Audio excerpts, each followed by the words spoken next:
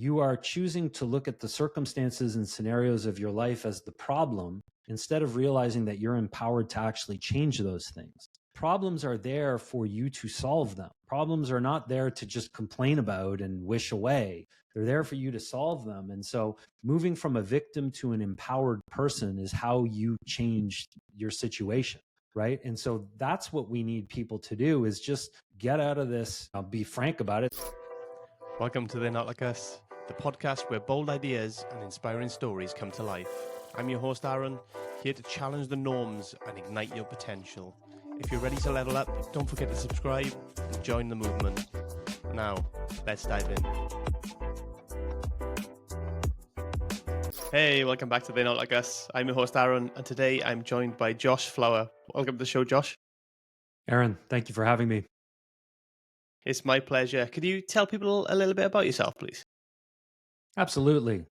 So my name is Josh Flower. I live in Ottawa, Ontario, Canada, and I've been a sales professional, B2B sales, for close to 25 years and had a very successful career doing that. But recently, I came to question whether continuing as a professional salesperson was really what I'm sort of put on this earth to do. And it led me to some realizations about myself, some changes that I brought about in my own life that ultimately prompted me to embark on a new journey. And I'm looking forward to talking with you about all the details of that journey today. Sorry, I'm having issues there. Yeah, cool. So sales, obviously there's lots of different ways that and different things with sales, but a lot of people get that kind of horrible thought when they think of sales, when they think about the really pushy, over the top salesman, the old school car salesman, if you will. So can you kind of dispel some of those kind of fears and I feel the hairs on the back of my neck coming out when people mention sales sometimes. So can you kind of put some of that to bed? I'm glad you brought that up because it needs to be said. And I think people are right to feel that way because we've all encountered that slime ball salesperson that is, in it to make a sale and doesn't really have ethics and uses tactics that make us uncomfortable. So I understand why people sort of cringe a little bit when they hear it. But at the higher end, professional sales is about problem solving. It's about helping someone that's got an issue of some sort to address that issue. Now, sometimes the person who in sales, we would call that person the prospect, isn't completely aware of the issue or the impact that it's having in their lives, whether that's as an individual or for the business that they represent. So that's when it's the salesperson's job to help them become aware of it. What's the impact of the negative and how can it be addressed? And so I introduced myself as a professional salesperson, Aaron, because I sell business to business. I'm not trying to sell, individuals snake oil. I'm out here helping businesses address their business problems. However, now that I've moved into this new arena, and I'll mention it for folks, it's mindset coaching. I am doing more one-on-one sales where I deal with people that are struggling and have issues, but I bring that same, I think, really positive side of selling into my dealings with individuals as well. So hopefully that answered the question. Yeah, I think so. I think it comes down to that kind of philosophy, doesn't it? And that what's driving it really. If all you're thinking about is money and you're not thinking about kind of that relationship with the person over the other end of the phone, or kind of actually bringing them something of value that they want, then I can really kind of skew, like you say, your ethics or what you're actually willing to do in order to get that sale, really. Precisely. And I think that you hit on it. There are a couple of key criterias that I would say people should have when considering a career in sales, or if it's something that they're attracted to. The first is you have to like people and you have to like interacting and dealing with people. And that includes accepting that people are sometimes not going to meet your expectations and they can be very, sort of fly by night and get distracted. And that comes part and parcel with it. So just, knowing that and still having an interest in being in the arena, working with people is number one. And number two is a desire to help people solve problems and to understand what those problems are. And then lobby hard if you think that you can help someone in addressing that problem. Third, fourth, and fifth on the list would be things for yourself, right? You want to make a greater income. You want to do the kind of job that's maybe a little bit more exciting or interesting, or where there's more pressure. I know for some people, they'll recoil from the idea of pressure, but I personally really enjoy it. I find it makes life more interesting and fun when there's high pressure situations. So there's all sorts of personal reasons to get into sales, but the first two are the most important. Do you like people, and do you want to help people? Those are the criteria people should have, I think. Yeah. How did you kind of learn the craft then, Josh? Is this something, were you naturally pretty good with people in general at the start? Did that kind of help you, or was it all just kind of trial and error and a bit of training? Yeah, good question. So I definitely had an aptitude for it. I've always liked people. I've always been a sociable person. I had an uncle growing up who used to tell me, Josh, sales. He was a business owner, and I guess he could see the sort of characteristics that I had at a young age. And so he encouraged me to get into sales. But it wasn't until I went through the usual, I think that a lot of people have, which are dead end jobs, jobs that I didn't enjoy, jobs that didn't pay me well enough. I'm going to date myself a little bit here, Aaron, but I got my first job based on an ad that I read in a newspaper. And it said something about, do you want an exciting career with unlimited income potential? And I thought, that sounds interesting. Like, let me explore that a little bit. And so I took the job. And within a few weeks, I realized, yeah, this is difficult. There's challenges, but this is what I'm meant to do. I would say for anyone that is sort of thought about getting into sales, the best thing that you can do is just take a sales job. Go take a sales job, preferably one with an organization that has some training. You don't need prior experience for most entry level sales positions. You just need to have a degree of aptitude. You need to sell yourself in the interview. But once you get in there, if there's sufficient training, just do your best. Accept the fact that you're going to fail and learn in the process. And that's the best way to get started. And then just commit to a lifetime of learning and trial and error. And you can carve a pretty lucrative career out, if you do that. But there's no amount of training or books that people should read at the onset. It's just like, get into the field, give it a try, see if you like it. Don't know if I was coming through there. Sorry. Yeah, that's the same with a lot of jobs, really, because until you've actually tried them, you don't really know. You think you know, but you don't really know what it actually entails, and how difficult it can be, or the challenges that you're going to face. Right. 100%. And the thing is, in sales, like I would say to people, like, there's a lot of concern right now about AI and how it's making certain professions and entire areas of work go away. But one thing that, at least for the foreseeable future, is going to be protected is sales, because we still need people brokering these transactions. And so not only is it a place where there's some safety, in these sort of changing times, but there's a multitude of job types that are out there. So try a few different things.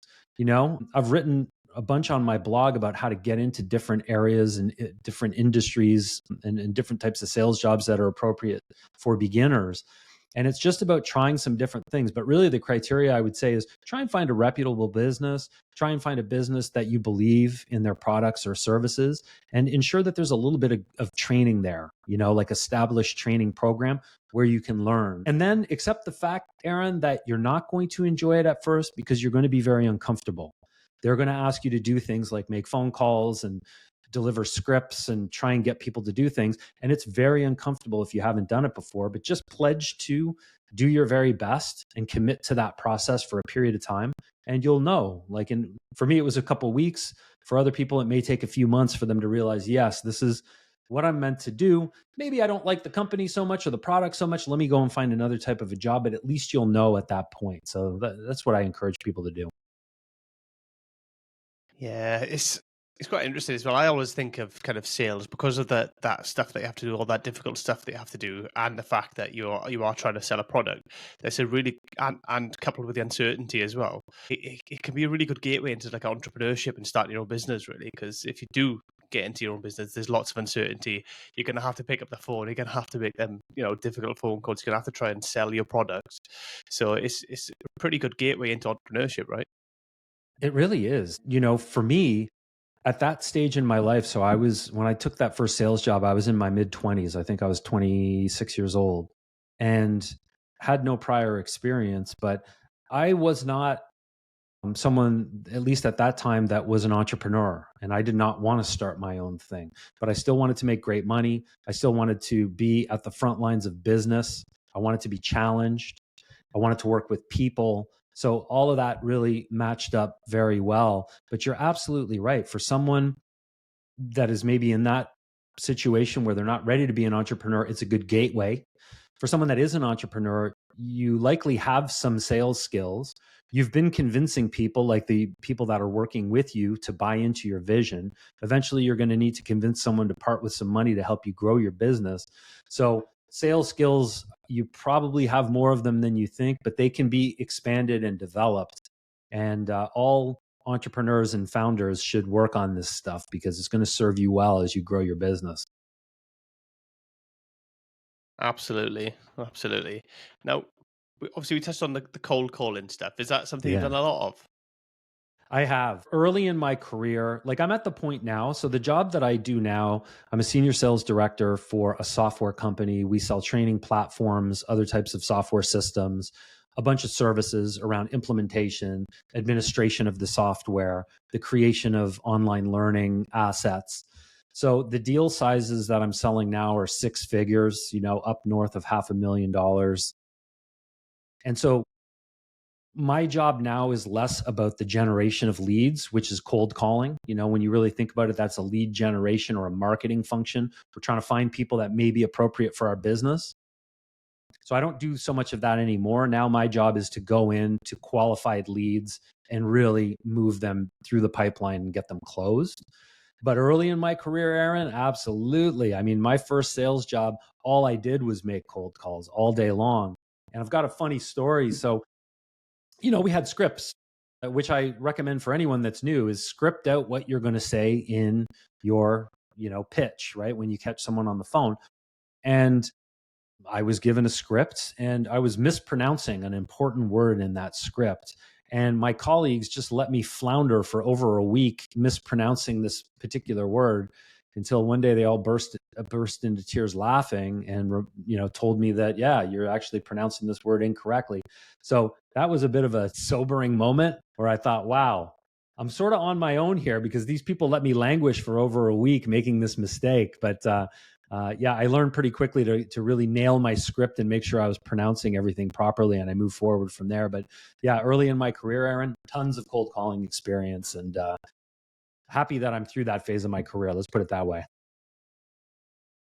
Yeah, it's going to be pretty difficult for people, right? And I think a lot of people dread that kind of cold call situation. I think especially more so now because more people just use text messages and stuff now, don't they? Text message, email. Very, very few people pick up the phone and actually call people anymore. So Well, it's no, sorry, I didn't mean to interrupt you there. that's right. Yeah, so it's quite a difficult thing for people to kind of grasp doing at the start, I imagine. What did you learn from kind of cold calling? Did you pick anything up kind of skill wise from it? Yes. So, and you've actually touched on the little nugget that I'm going to share. So, the biggest issue that people have, the thing that stops people from being successful in sales, but really anything, is a fear of rejection and a fear of failure. And in this society today, we are obsessed with removing anything that could potentially cause feelings of failure and feelings of rejection. So, the thing that I point to in modern society is dating apps, right? Back when I was a young guy, out on the town, it's like if you wanted to go out with someone, you had to talk to them in the real world. You had to exchange phone numbers, you had to convince them, and you would get rejected when you did that. Now there's this insulation with the apps. And I think it's this, all of this stuff, it's designed to help make our lives easier, but in essence, it's really protecting us from those feelings. So, what I learned as a cold caller was how to eat rejection, how to deal with that, how to take those harsh lessons and, have that impact me personally and then adapt and grow. And it's an important step for anybody to go through is just get into the arena, get onto the playing field, do your best. I promise you, you're going to learn more from your failures. So as those failures are happening, reflect on them. And this is something that also people don't want to do. Not only do they not want to fail, but they certainly don't want to relive their failures later in the day or in the week. But I'm telling you, failure stings worse than success, makes you feel good. And so if you can put yourself back and reflect on those failures, you're going to draw so many lessons. So that's what cold calling taught me, Aaron, is how to keep working hard, how to keep going back to the well, even when things were not working out for me, and how to push through. And then, of course, how to get better just through repetition. So that was the greatest lesson for me. Yeah, that's a great lesson, actually. It's a great lesson for life in general. It's learning to fail forward, right? Because we're all going to fail. We can't avoid it. We try to hide away from it. And all that does is hold us back and stop us actually progressing in our life and achieving the things that we want to achieve. So we've got to learn to fail and do it properly. Learn to fail, learn to take the lessons from it, and then improve and take steps forward. And I think that's something I'm generalizing now, but I think that's something as a society we're getting worse at, not better at, which is kind of worrying. Well, it is. And, I think like we have to understand that the way that we're conditioned from a very young age is to not make mistakes, right? When you think about how we're raised in school, the idea is to do well on tests and assessments. Doing poorly means that you failed in some way. And so we want to try and avoid that. There's also the feelings of embarrassment that we have when we fail in front of others, and that's very difficult. So I think there's a lot of good reasons why we don't want to fail. But if you want to get good at sales, I've actually created a framework that I teach my clients, and I'll share it on the call today. I call it the S3 framework, or the secret to sales success. And in essence, it's a 6-step process. So you want to learn something new. So when you get a sales job, you're going to learn who you're calling, what you're trying to pitch. So you're going to learn that. Then you're going to try it in the field. And then the third step is the most important. You're going to fail. So just accept it. Don't try and avoid it. In sales, we have this thing that we call reluctance, where salespeople don't actually want to make the call. And it's because they don't want to fail. So you just have to make the call. So step 3 is fail. Then you want to learn from your or reflect and learn from your failure. Then you want to adapt your behavior and then start over. Do it again. Do it again. Do it again. This is how you get good at sales or anything. I call it the secret to sales success, but it's the secret to any sort of a success. Accept that failure is part of it. Do not try and avoid failure. Try. Just get out there and try, and then, adapt and grow from there. Yeah, that is it's just general great life advice, really. That to be honest, because that's Big how time. we should be living life and moving forward, especially with sales. And ultimately, even if you're an excellent salesman, you're still going to get rejections, right? I mean, there's no such thing as a 100% record in sales. There just isn't. And, it's funny you mentioned that, because I've had some experiences this year. So again, I've been in the game for over 24 years now. So almost 25 years I've been in professional sales. And I had 2 experiences this year that really rocked me, where I thought everything was done. I'd done all my due diligence. The deal was moving forward. And I just got rocked by a couple of losses. And the sting of those failures, Aaron, it cut me deep, because I did think to myself, boy, I've been in the game so long, this sort of thing isn't supposed to happen to me anymore. But it still does. You will never be beyond it. So the best thing anyone can do is accept it as a fact of life and just stop trying to avoid it. I think we hear a lot about people being lonely these days, at a time when we're more connected than ever, but we're sort of obsessed with online and our phones. And it's like, you've just got to put yourself out there and interact with people in the real world. Online is great. This is how you and I've connected. It's how I connect with most of my clients in my coaching business.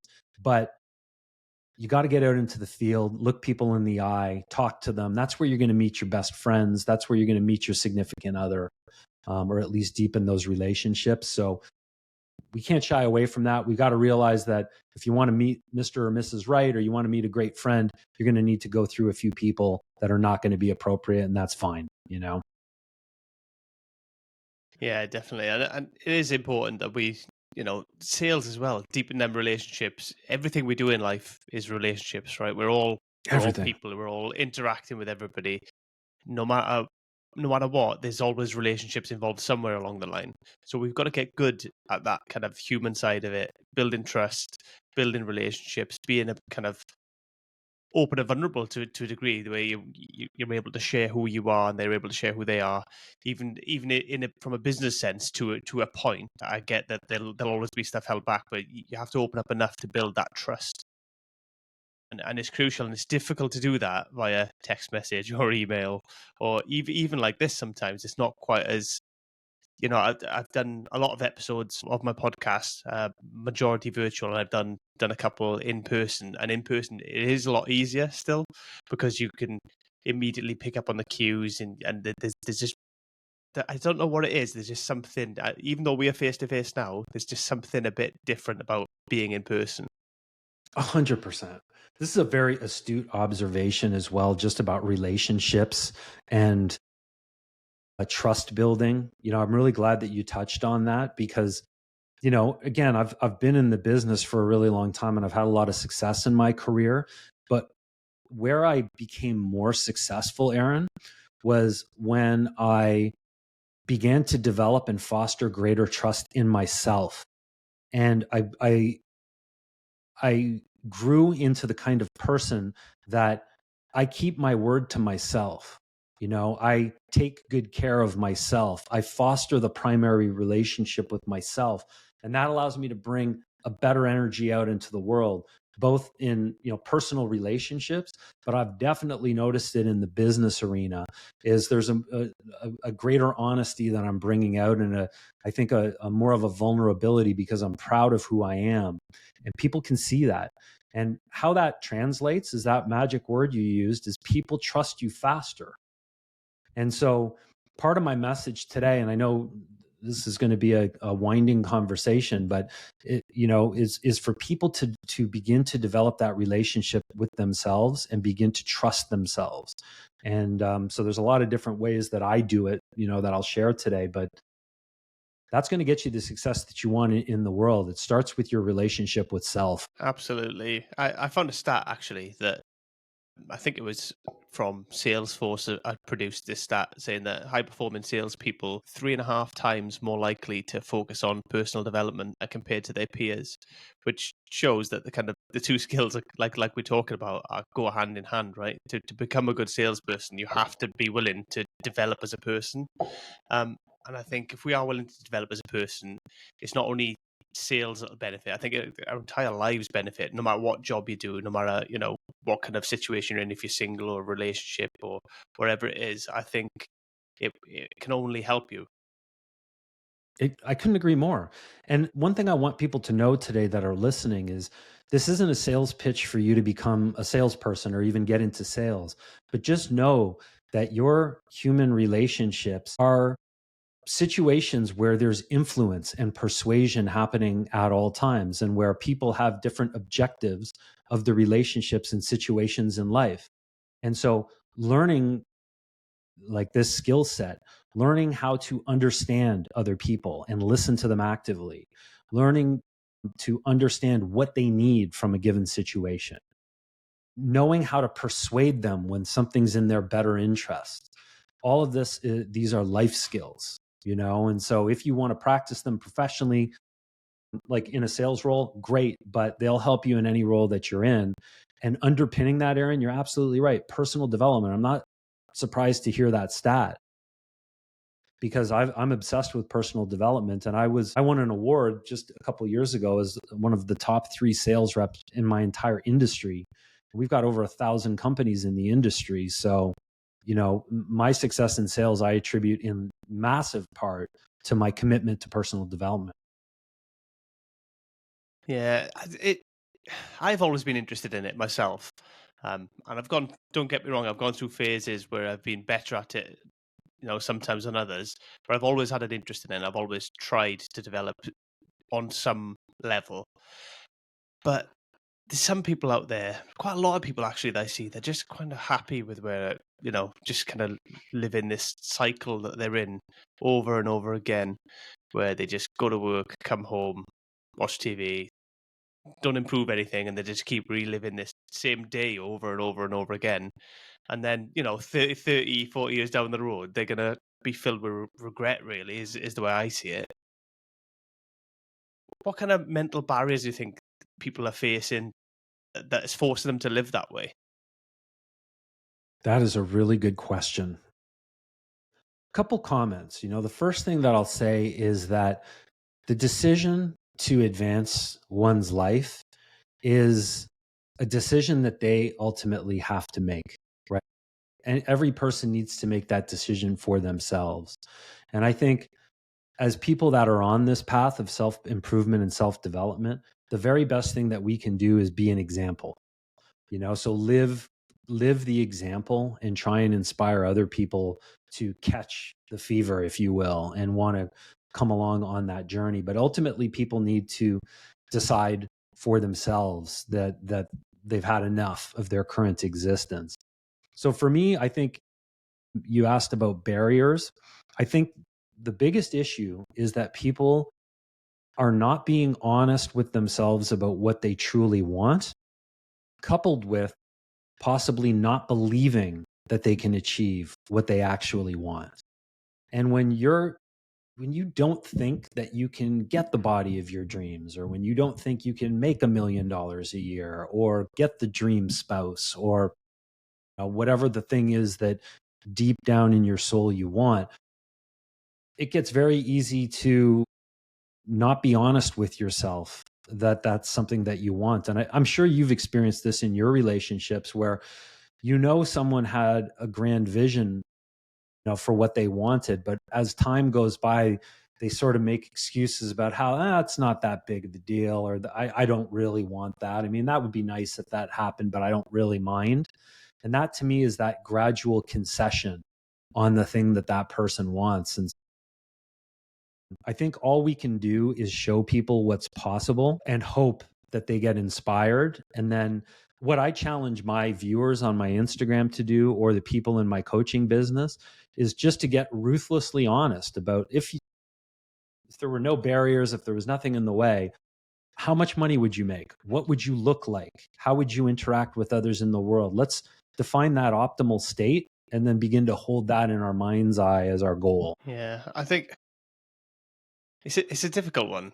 I kind of look at it like a lot of people maybe suppress their dreams and what they want, or don't even think about it. Because from my existence, from my experience, a lot of people just don't even talk about what they want. They just kind of whinge about what they have rather than talk about what they want, and they're in a negative cycle, just repeating. That's just how, yeah, this is shit. Work is shit. This is crap, and just kind of, but then do nothing to change it, do nothing to improve their life in any way.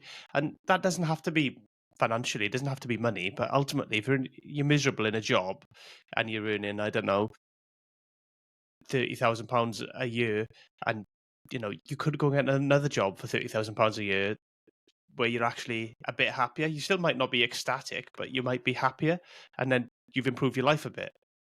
They're taking them little steps. I don't understand why people don't do it. It just really blows my mind. But you've touched on something though that's, pardon me, very important, which is when people are looking at the situation and circumstances of their life as an issue, when they're complaining, that is a victim's mentality. You are choosing to look at the circumstances and scenarios of your life as the problem instead of realizing that you're empowered to actually change those things. Problems are there for you to solve them. Problems are not there to just complain about and wish away. They're there for you to solve them. And so moving from a victim to an empowered person is how you change your situation, right? And so that's what we need people to do, is just get out of this I'll be frank about it. So it's like a childish victim's mentality where you're blaming your parents or your siblings or your job or the economy or who's the president or, whatever is the reason that you're upset, and take responsibility. It's your responsibility. Block out the noise, focus on what you're meant to do. And I've got some techniques that I would recommend if people are in a rock bottom situation. If you're hearing us talk about this and saying, yeah, that's me. I'm a big complainer and I hate my job. There's a step that you can take. Okay. And this is the step. Set your alarm for 30 minutes earlier than you've been doing, and prioritize the first 30 minutes of the day to some healthy steps that you are going to take for yourself, both to build self-trust, but also to begin to show yourself that you've got power. And how you do that is waking up earlier is a little bit difficult. So you are going to become more empowered. And there's many steps in this process that I teach people, but ultimately what we want you to do is look in the mirror and realize you actually have the power to control your thoughts and your actions and change your world. We just need to incrementally remind you, or maybe show you for the first time, that you do own this power. How do we awaken it? So that you can actually change your life. But Aaron, not everyone's meant to be on this path. There are people that are just can't even wake up 30 minutes earlier. So, this life isn't for them, I guess, Yeah, I think it's more for the people who kind of feel stuck in their career or personal life, I Yeah. guess, and they want to do something about it, but they're not sure what kind of steps to take. I suppose is probably more the people that we're talking about. Well, for those people, this is my recommendation. So set the alarm 30 minutes earlier, wake up, make that a non-negotiable. That's the only non-negotiable that you have, is you set a wake up time and you do it 7 days per week. You get out of bed, start your day by reading something that is positive. So I read Stoicism. I read Stoic philosophy to prime my mind and put me into a positive mental state. Then I do something called a regret reflection, where I simply sit there and I ask myself, my conscience, what do I regret from yesterday? What were the areas that I'm not proud of myself? Regret is not a choice. Regret is simply a feeling. Your conscience will tell you, you shouldn't have slacked off at work. You shouldn't have eaten that extra slice of pizza. You shouldn't have had 3 beers at the pub, And then your job is simply to take that information that your conscience is giving you and try better today. Do a better job today. So I do that regret reflection for 3 minutes, 4 minutes, and then into some physical activity. If you're way out of shape, just do some body weight squats or some jumping jacks or take a walk around the block. If you're more active, maybe introduce a gym routine first thing in the morning. But if you do this simple morning process for 30 days, I promise you, you're going to feel better. You're going to feel more empowered. You're going to believe that you can change other things in your life because you've introduced something that prioritizes you as your very first thing in the day. You don't reach for a phone. You don't think about work. You prioritize you. It's a beautiful thing. And that'll change someone's life, if they can do that. Absolutely, your mindset determines your trajectory. So you can control which direction your life goes in, and I equate it to being similar to the stock market, really. So you can get your mindset right and get yourself an upward trajectory. There's still going to be ups and downs. It's not Yes. going to be a perfectly linear process, but it's better than being on that downward trajectory that you're already on. Well, and that's it. And, a big part of my program as well is giving up vices, right? So the vices, I define a vice as something that gives you short-term pleasure, but there's a downside negative to it. So it actually hurts you in the long run. So this would be things like alcohol, drugs, pornography, distraction, right? Things that all give us, satisfaction in the moment, but then later we have feelings of regret, or it impacts our health, or it affects our sleep, and thus we're not the best that we can be. So I advise my clients to drop all of those things. And people are probably getting an idea now that, yeah, that stock market analogy is a good one. The more you do these things and just kick out the things that have a negative downside and hold you back in some way, gradually you're tilting that arrow upwards. And it's going to feel like sacrifice, right? It's going to feel uncomfortable. You're going to feel like you're not having as much fun. Your friends are going to make fun of you, perhaps, if you love to get together and go to the pub.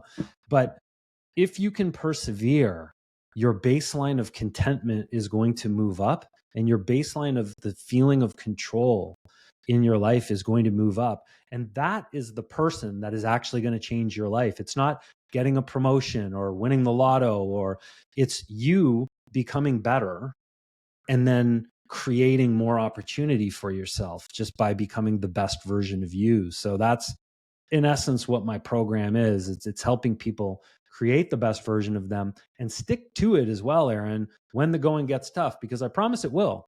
You won't want to wake up. You won't want to go to the gym. You won't want to skip out on the drinks. But if we can just get you to stick to it, it'll really change your life. Absolutely. I think that's key as well, that them difficult moments will happen, and they still do happen for even the best people, but they have that kind of determination and that discipline to do it anyway, to keep the promise they made themselves, and build that trust in themselves. I love that. Yeah, and that's why, we talked at the beginning about that personal trust and how valuable that is in creating trust with other people. So here's the thing, right? Most of us are very used to breaking promises to ourselves, right? How many times have you said to yourself, "I'm going to switch that behavior on Monday. I'm going to start working out. I'm going to stop eating poorly. I'm not going to drink this month." And then we break those promises to ourselves. And it seems innocent at the time. We have an urge, we succumb to the urge. But breaking those promises erodes that trust in ourselves. And so the expectation is not perfection, but what we want to do is gradually start introducing new healthy habits that we make non negotiable for two reasons. One, so the healthy habit benefits us, but more so we can start creating a foundation of trust with ourselves. And so that's why for most people, I'll say just pick one habit to start with. Maybe it's just doing 20 air squats per day or 10 push-ups per day or waking up 30 minutes early. Set it as a non-negotiable for 30 days. At the end of the 30 days, let's pick another non-negotiable and add that in. And over time, we want to stack more and more and more. And soon you're a person that keeps his or her word to themselves. And that person becomes pretty dangerous over time.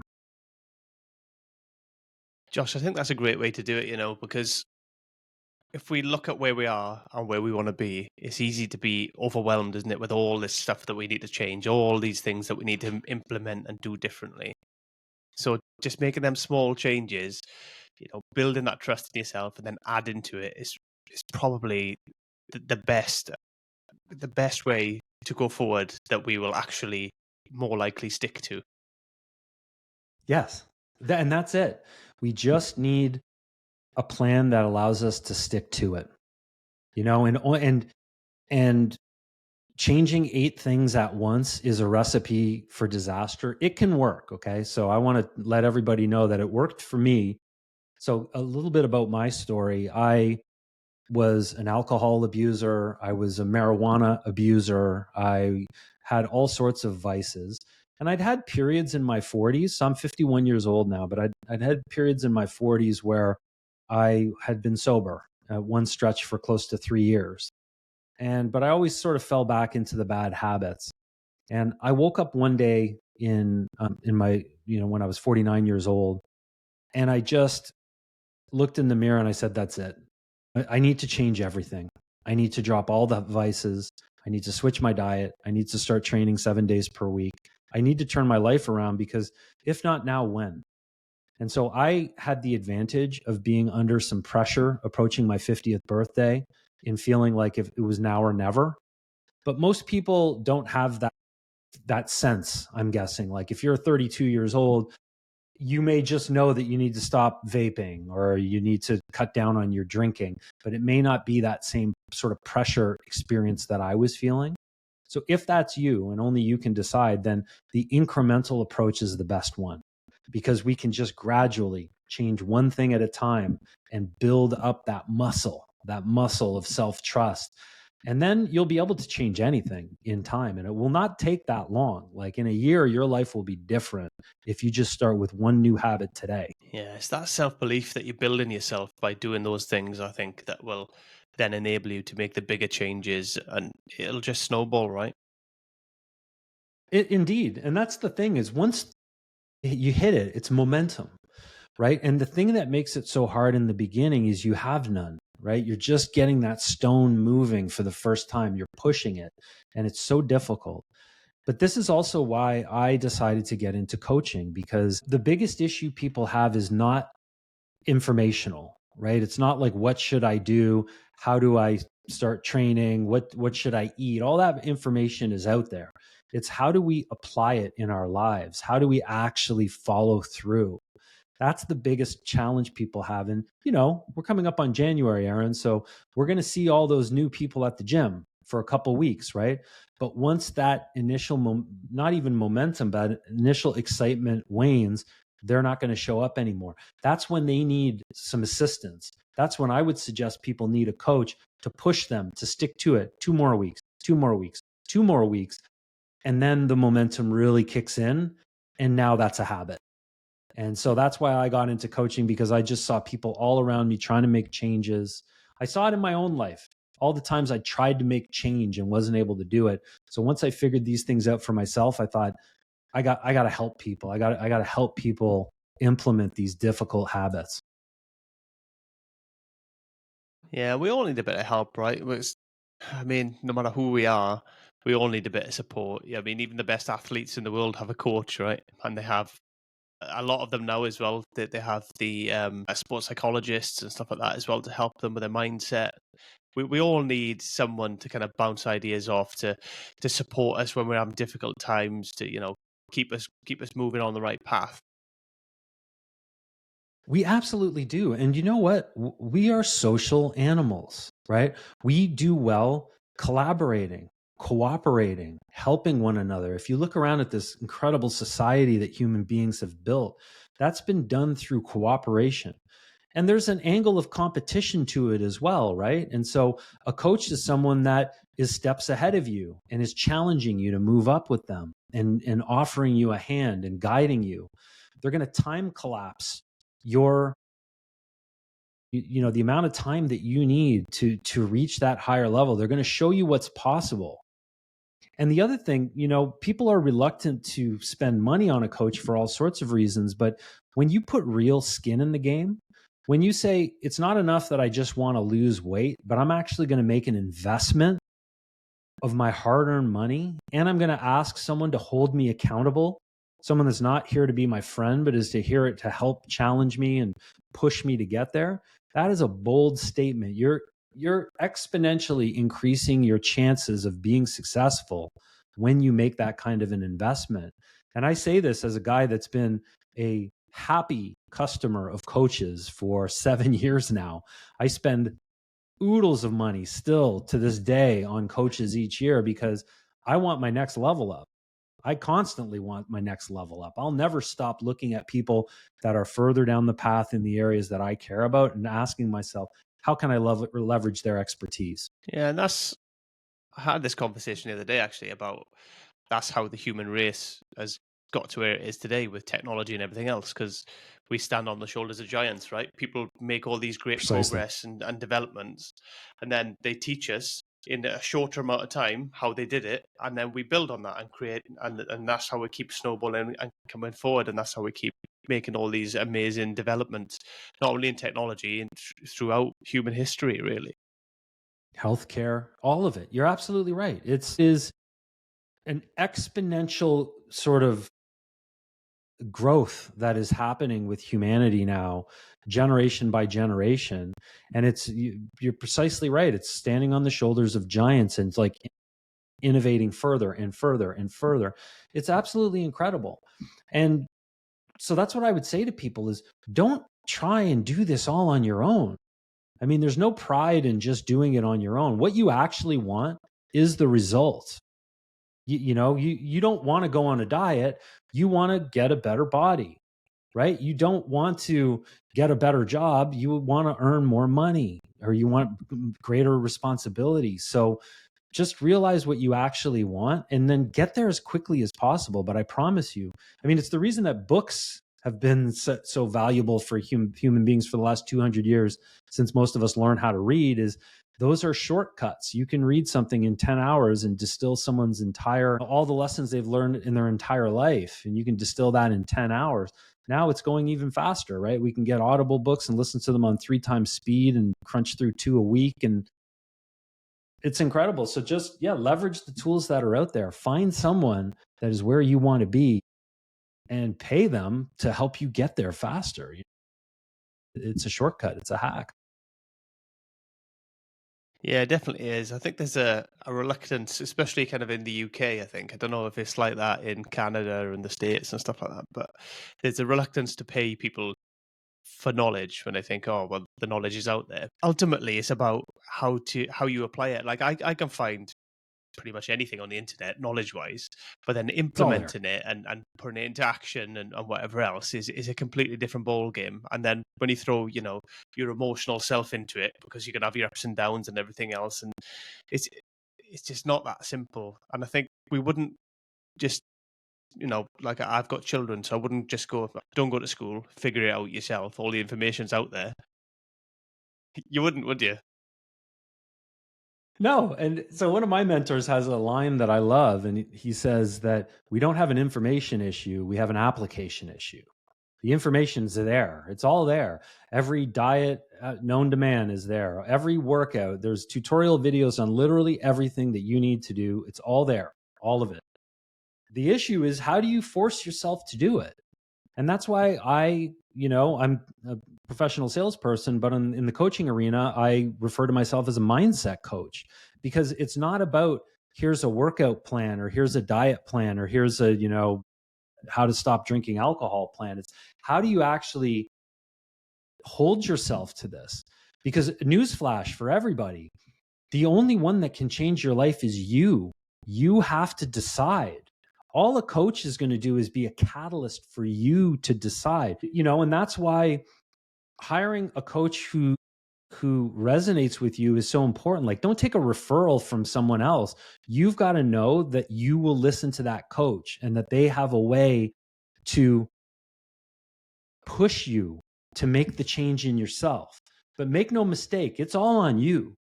If you're not happy with where you're at, you're going to need to change it. So start thinking about the books and the coaches and the resources out there as nothing more than catalysts for your own change.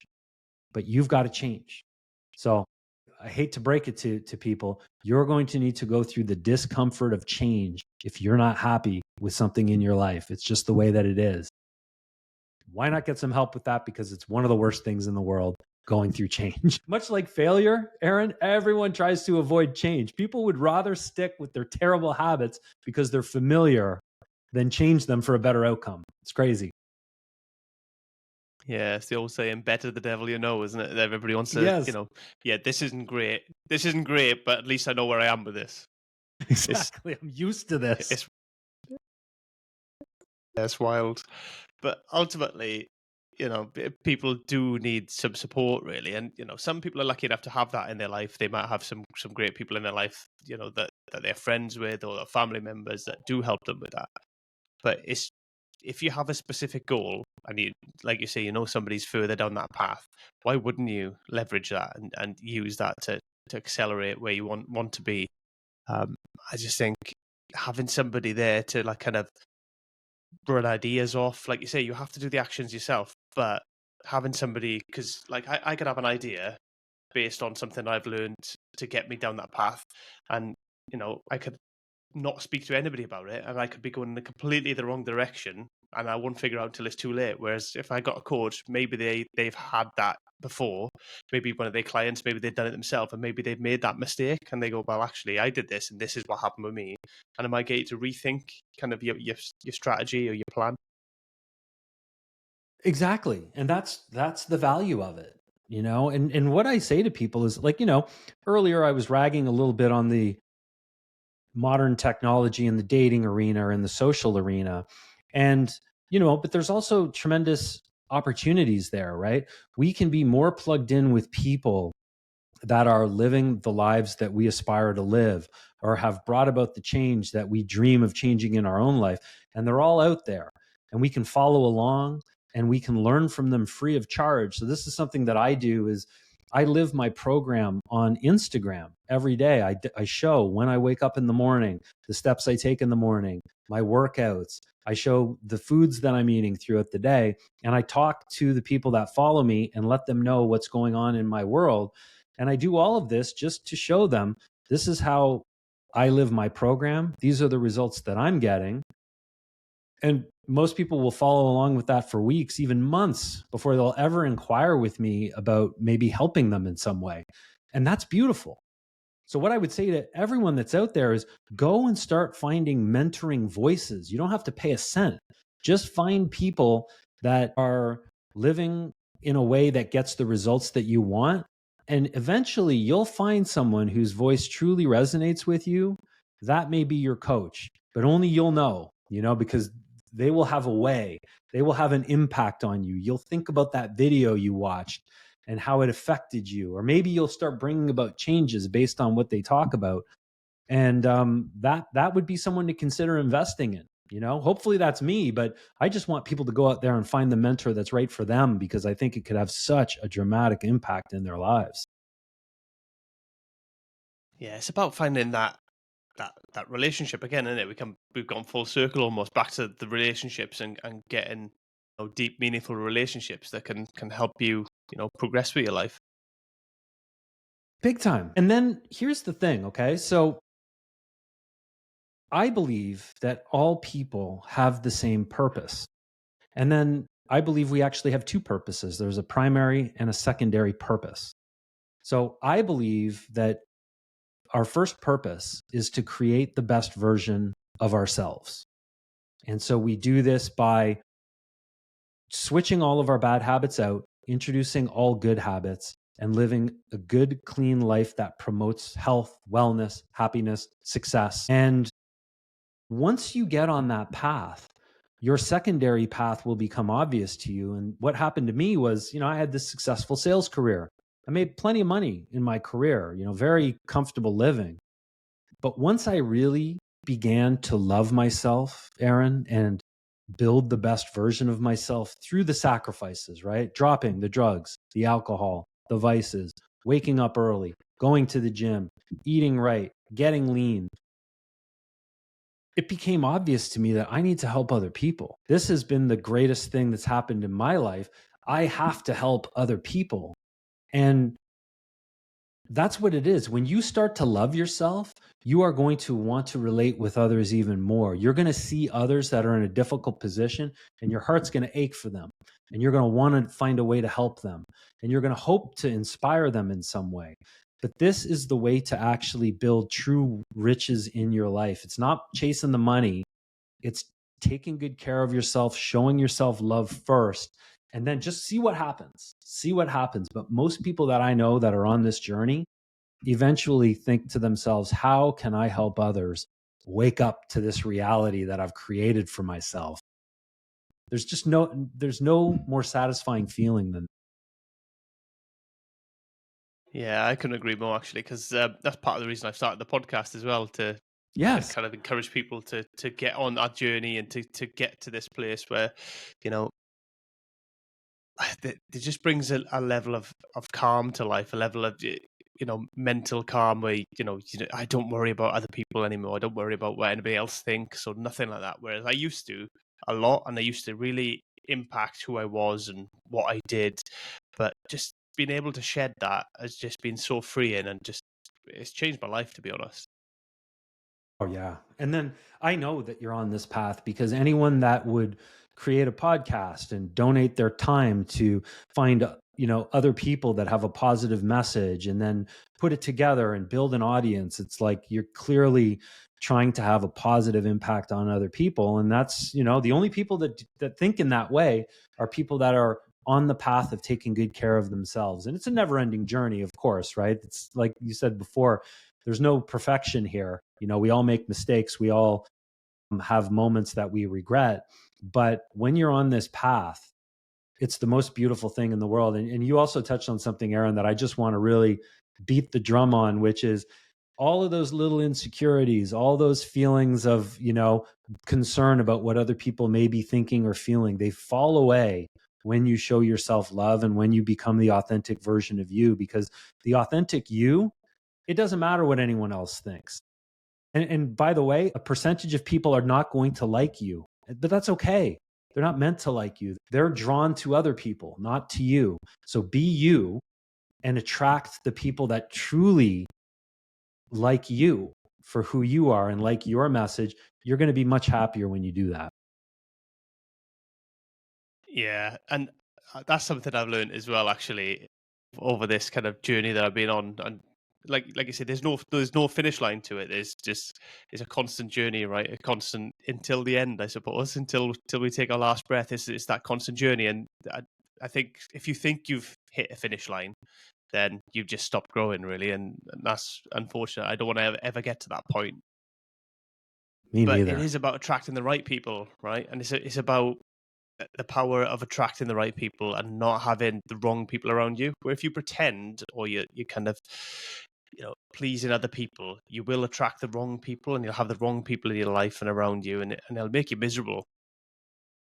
It will, because it's not the authentic you. Now, I'll tell you, let me relate this to the online space, right? So, for any of us that are creators, and that's what I do. So, again, I show my life on my Instagram page because I want people to see the real me.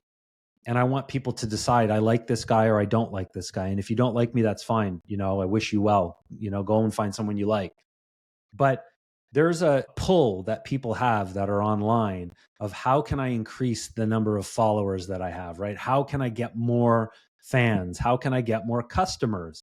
And oftentimes people will rely on gimmicks and deviate from their authentic message to try and get a larger audience. But I would suggest it's better to continue to be true to yourself. Yes, put out the best content you possibly can, make it as attractive as possible, but you need to know what your message is. It needs to be authentically you. And then that is what is going to attract the right people to you, whatever the volume is. If it's meant to be 1 million people, fine. But if it's meant to be 5,000 people, that's fine as well. But you've got to be you. And I think you can take this out into the real world as well. Just focus on being, again, the best version of you. Who are you? What do you like? What's your character? What are the values that you have? What is going to make you proud in your skin? Because no matter the success you achieve in this world, no matter how much money you get, no matter how great your house is or how, beautiful or handsome your spouse is, if you're not happy with who you are and how you live, you're not going to be satisfied in your moments. You're going to look at the fast car, you're going to look at the bank account, and it may bring you some fleeting joy, but it's not the essence of the contentment that you truly want. You only get that by being the authentic you. That's so true. And when you talk about kind of how many people you reach as well, especially on social media, everybody's big on getting kind of more followers, how many people you reach, and all this stuff. Whereas, we don't think about it like even just going back before social media, so kind of probably pre 2005, really, when Facebook started getting big. If you had a room full of 200 people who would kind of listen to what you had to say, that'd be amazing, because you'd have that's a lot of people sat in one room listening to what you got to say. Whereas now we get 200-300 views on a post, and they like nobody's seeing it. There's still a lot of people, especially if you're putting out a lot of content. Then one a day, you're reaching a lot of people over time. And you know what else is, would you rather have 500,000 people that followed you because you made a funny video that they just thought, oh, this guy's kind of funny, don't are not really attracted to your true message and could never really benefit from maybe the services that you're offering? What's the value of that? Like, I would rather have 200 rabid fans that believe in what I'm saying, are trying to live life in the same way, and could potentially be customers that I could help. That to me is a better situation. But we're people. We get charmed by the numbers. We think that the numbers over here will mean more money in our bank account or more fame or whatever the thing that we think is going to make us happy. But again, I'll just say it. Nothing is going to make you happy. It'll give you temporary pleasure, yes. But the only thing that is going to make you happy is being proud of yourself. When no one else is looking, how do you conduct yourself? How do you live your life? Do you follow the steps to build yourself and love yourself? Do you avoid the things that hurt you? If you do those things, you are going to be content. You said it before, Aaron. You mentioned something about just this, almost like a feeling of satisfaction or just like contentment, right? It's the most beautiful thing in the world. Yeah, it is. It's amazing, and I want other people to get to that point. It took me 38 years to get to that point, so I'm hoping that I can help people get there sooner, because if you can get there sooner, there's life gets so much better, and you can kind of live on your own terms. You can get to where you want to actually get to a lot younger, and just have a more fulfilled life, really. And so I've got 2 kids as well. I know you're a parent, and my kids are young adults now. So my son is 22 and my daughter's 18. And they're at an age where they're at uni and they're learning and they're partying with their friends and they're drinking. And there's a phase of life when that needs to happen, when you have to go through these experiences. But one of the reasons that I really advise people to get rid of the vices in their life is, in particular, the substances, is because the substances, they rob you of your current moments because they get you thinking that a future moment when you get to satisfy yourself with that vice is somehow an enhanced experience. So if it's Tuesday and I'm at my job, but I know that on Friday I'm going to have drinks and I'm going to, spend time with my mates, Tuesday at the job is now a lesser experience. It's not so much that Friday is a better experience, but Tuesday is also a lesser experience.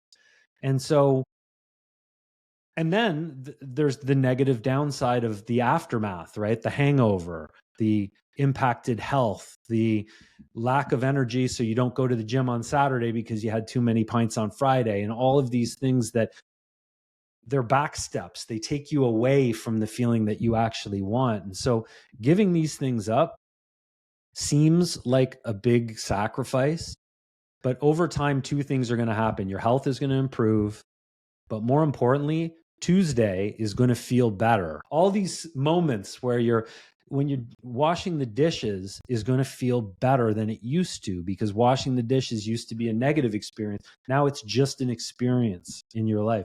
You want to get to the point, folks, where your life that you live, even the difficult moments, you're still grateful for those moments, because those are the moments of your life. The more you can be grateful, even when things aren't good, the happier overall you're going to be. So stop viewing things as positive, negative. This is good times, this is bad times, and focus on something that will allow you to just appreciate all the moments of your life, even the hard ones. Definitely. Ultimately, we only have the moments that we're currently living in, right? So right now, we only have this moment. Whatever's been has already been and gone. We can't change it. And what's to come, we have no control over it. It could change in an instant. So you only really have the moment that you're in at any one given time, and that is what life is. So we have to make most of those moments. We do. And I don't know about you, but for me, I was big into this lifestyle of good and bad, a lifestyle where I was almost constantly judging the moments that I was in and almost rating them, like, this isn't a good moment, or I'm bored right now, like I'm maybe doing some grooming, right? Like I'm shaving my head or something, and this is boring. I just got to this point where I realized that, like, why am I doing this? Like, I'm alive. It's a miracle. If I just change my mind about it and realize that I get another day to experience this life, even the mundane moments. But this is why, for me, getting rid of the vices was important, because I think for anyone that has an addictive personality or would put themselves on the spectrum of being an addict in some way, so you can't live without your drinks on the weekend, or you can't live without your marijuana vape at the end of a long day, you are putting a lot into those moments. You're putting those moments almost on a pedestal in your life, And I promise you, it's downgrading the other moments in your life. So this is why I preach sobriety, is it will be painful at first, yes, but over time, that baseline that you experience moment by moment will move up. So give it a try, people. If you know you're an addict in some way, give it a try and see what happens after a period of sobriety, 60, 90 days. You'll be surprised. Yeah, I think we're all addicts in some way or form. It seems to be these days, anyway, with the kind of phones and stuff. They're very good, aren't they, of keeping us Oh, hooked? How often, and I'm guilty of it myself, just like facing my phone constantly. So, and that's proven just as bad, right? You get dopamine release from watching like the silly videos and everything else that you watch on TikTok or Instagram, wherever it is. So, and that can be just as bad, right? So, but I'm guilty of it, and it's something like I don't particularly drink. I don't do anything else really. I go to the gym. I'm probably a little bit addicted to that, but that's a apart from good one. that, I'm a phone. But I do need to. Yeah, the gym's not a bad one. It's not a bad one, but I do need to kind of rein in the phone side of it. But you know what? So not everyone is an addict around substances. Like I've got a family member that has a very good relationship with substances. He's not tempted at the times that he shouldn't do them. He doesn't put them up on this massive pedestal. He'll just enjoy a specialty cocktail that he enjoys on a Friday evening, And so some people can handle it. It's up to the individual. If you realize that you find yourself longing for those occasions, or thinking like, when, could I have a little bit of weed tonight, even though I made a rule that I wasn't going to have any, but maybe I should because there's a match on. Those are the moments where those are the signs that you may have an addictive personality with these substances. And so it's important to get rid of them. But things like the phone, Aaron, food is another really hard one where you have to interface with these devices, or in the case of food, you must eat each day, right? And so learning how to control something that you must have exposure to is really difficult. But I do have some tips on how people can do this. And let me preface it by saying this, okay? When you chase pleasure, so that's the dopamine hits of the phone and all of these, eating the naughty foods and everything. When you chase pleasure, you're basically telling yourself that the current moment is lesser and you need the pleasure to improve things. And that's a very negative way to think about life, is that I need this thing, or this thing is giving me something that is satisfying myself. So I want to encourage people to embrace a concept that is, again, not maybe I need to work on the marketing a little bit of this, but just hear me out. When you intentionally introduce difficulty and discomfort into your life, it has an opposite effect where your regular moments now improve in quality. So I'll give you a few examples. Going to the gym is a difficult thing. You've learned to fall in love with it, as have I, because over time you fall in love with that experience. But it's a very difficult thing. But the reason people that go to the gym promote it is because of the health benefits, but also because it makes your life better because you're forcing yourself to do something difficult. When you go in a cold shower, people ask me, I don't take full cold showers anymore, but I always start my shower for like maximum cold, and then after 30 seconds I warm it up. And I simply do that because it's difficult. Like that's the only reason I do it, is because it's difficult and it makes me uncomfortable. The more you can embrace discomfort. So when your phone pulls at you to watch those funny videos, what I'll do is I just turn it off and I put it on the bookshelf over there. And then I observe how every fiber of my being wants to grab at that phone and satisfy myself. And instead, I just live in the discomfort. I just experience it. I say, oh, this is what discomfort feels like. This is what not getting that dopamine hit feels like. And I just exist in that feeling. So the more you can tolerate discomfort, and you'll have to introduce this into your own life, everybody, because again, life is set up to eliminate your discomfort. Work from home, comfortable blankets all over your house, a television here and there, and great food in the fridge. You have to force yourself into the discomfort, but just make a point of doing it each day. I promise your overall baseline will go up. I mean, Definitely. And like you say, the gym is a really good example because when you start at the gym, it is really, really difficult, right? And it takes, it takes a lot of time before you get into it to the point where you're like, this is great. I really want to keep doing it. And even more so now, I've done it for so long, it's got to the point with me where if I don't do it, there's actually a massive dip in my mood. My mental health goes down a bit.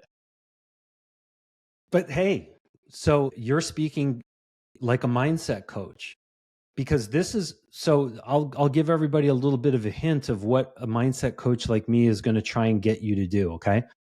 We're going to eliminate the bad habits. We're going to introduce the good habits either rapidly or incrementally.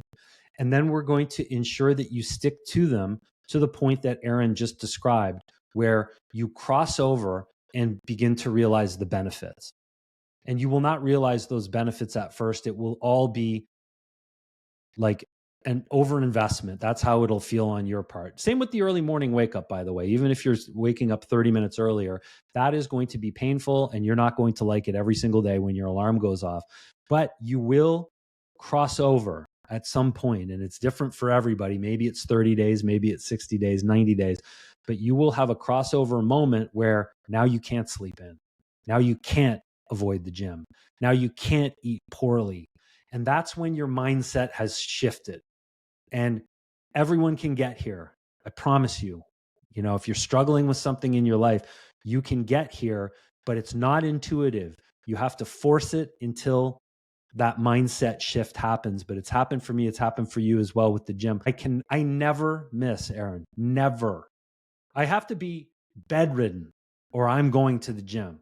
If my arm hurts, leg hurts, I'm going to the gym. I can't miss it. And I feel like you're probably in that category as well. Yeah, it's just become part of my life, to be honest. I've done it since I was 16 years old. So, and before Love that, it. I've always done sport or something active. So, it's kind of ingrained in who I am now. As kind of part of my identity, and I think that's what happens when you do these things, not just the gym, like the stuff that you're talking about. It becomes part of who you are. You build that confidence in yourself that I am this person that goes to the gym, or it could be I am this. It just builds trust in yourself, doesn't it? It's like we say. So whatever it is, I'm a person who's willing to do difficult things even when I don't want to do it, and that kind of builds some sort of belief in yourself and self confidence, really. Precisely. And that's why the program, and again, I maybe need to work on the marketing, but the program is that you need to do difficult things until they become, easy is the wrong word, but they become a part of who you are. Like, it will always still be a challenge to go and push yourself in the gym. It will always be a challenge to avoid eating the wrong foods, but it gets easier. And once it's a part of your identity, you can execute on it regularly. But that's where true self pride comes from as well, when you can operate in the world and know that you are not a victim, back to what we were saying at the beginning, a victim of a nice smelling cake or an opportunity to be lazy when you still have work to do. Like, no, we want you to be the kind of person that chooses for themselves what they're going to do based on what they're responsible to do. That's when you become truly empowered. But this is a learned skill, everybody. You don't just flip the switch and have it. You've got to just put in the work, put in the consistency. And again, this is what a coach can do. Can give you a game plan. But more importantly, I say to my followers every day, it's the accountability. I'm going to hold you accountable. I'm going to make sure you're tracking your calories and your macros. I'm going to make sure that you're going to the gym. I'm going to make sure that you're executing on the steps that we've agreed to together that are going to be your responsibility. And then we'll get you there. Then eventually we take the training wheels off and now you're pedaling down the street on your own, Yeah, and I think it's important as well that you are going to fall off. So you use the bike analogy. You're going to fall off. So it does help sometimes if you have somebody there to pick you up, dust you off, and get you going again. And encourage you that this is normal part of the process and it's okay. We're going to keep trying. We're going to keep going. And it's not a straight line to success, to any success. But the more you go down this path, people, I'm telling you, the easier it all gets. And then your capacity increases big time. So I'll share another personal example, Aaron. So in my career, and again, it's like high ticket, high pressure sales. And I've got major responsibilities. I'm literally personally responsible for the success of the company and the success, to make sure that people get paid their salaries. I take that's one of my responsibilities. And, so I work 40 to 50 hours a week in that job. And I decided once I went down this health journey myself that I wanted to become a coach. And so I looked into it. I got a mentor to help me with this process. But in essence, I've had to layer on a second full-time job on top of my high pressure full-time job. Between the promotional work, the videos that I need to shoot for Instagram to promote what I'm doing, to recording videos all day long to show people how I'm living and capturing moments in the gym, to coaching my clients that I have, all of that has to happen on top of my job, on top of my responsibilities as a husband and a father and, a community member. The better I've got at trusting myself, at doing the hard work, at saying, yes, I have to do the work and I can't go for the pleasure, the more my capacity to handle this work has gone on. So when I was first doing Instagram, when I was first doing coaching, I thought I thought I'd have a heart attack. I didn't think there was any way that I could keep up and do all the work. But now I can do it all, and I'm able to carve out free time for myself. So I just want to encourage people to realize that if you go down this path, you will become a higher functioning person. And this is the person that will get the success that you think that you want, that is going to make you happy, more money, more success at work, maybe an entrepreneurial endeavor. You becoming better is what is going to allow that to happen. But the dirty little secret is once you achieve that success, you're going to realize the success wasn't really what you were after. It was the feeling of pride in yourself. And you can have that. You can have that just by living in this way. So start down the path is what I encourage everyone to do.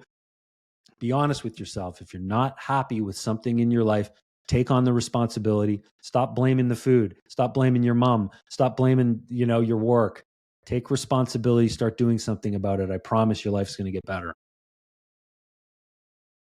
Absolutely. That's great advice. Josh, if people want to learn more about you or get in touch with you, what's the best way that they can do that? Yeah, thanks, Aaron. So I've got my website, which is joshflower.com, just as the name sounds, everybody. And you can reach out to me there. But what I really encourage people to do is if you're on Instagram, follow me on Instagram, because you will not only see how I'm living my program every day and you'll get some insights into the things that I coach my clients on, but you'll determine in a short period of time whether mine is the kind of voice that could have an influence in your life. And if so, please message me on Instagram and I'll help you with any questions you have. But certainly, if you want to really take the next step and get into a coaching relationship, I would love to speak with you there. And so my Instagram profile is Josh Flower and then the number 1, Aaron. So it's just Instagram.com/Josh Flower and the number 1. No problem. I'll include a link in the show notes for people to make it easier for them to kind of find you and stuff. Amazing. Josh, before I bring this to a close, is there any kind of final thoughts or messages that you want to leave us with? This has been such a great interview and you've touched on so many of the things that are important to me and that I really believe in. But I guess I'll just reiterate something, and that is that for everybody listening, I want you to understand that you have only been given one tiny sliver in this universe that you control: your thoughts and your actions. That's it. You have no control over what's happening in politics, in the media, with the environment. None of these things. Yes, we can care about these things. Yes, I want you to be an active citizen. I want you to be an informed citizen.